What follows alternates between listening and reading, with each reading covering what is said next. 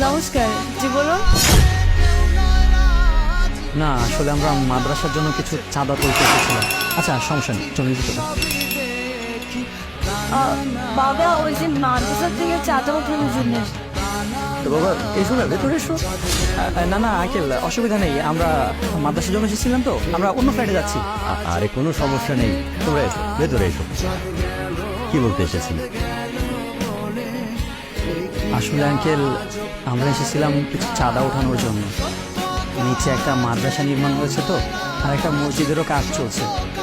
তো আমরা চাচ্ছিলাম যে কিছু টাকা উঠিয়ে মাদ্রাসায় যে গরিব ছেলে মেয়ে থাকে তাদের পড়াশোনার খরচ এবং তাদের খাওয়ার জন্য কিছু টাকা উঠাতে চাচ্ছিলাম। এই ব্যাপারটা তো এলাকায় মাইকিং করে জানিয়ে দিতে পারো, তাহলে কি হবে, যাদের সামর্থ্য রয়েছে সমাজে গণ্যমান্য ব্যক্তি তারাও কিন্তু সাহায্যে এগিয়ে আসবে। পাশাপাশি যারা জানে না তারাও জানবে, তোমাদের জন্য সাহায্যের হাত এগিয়ে দেবে।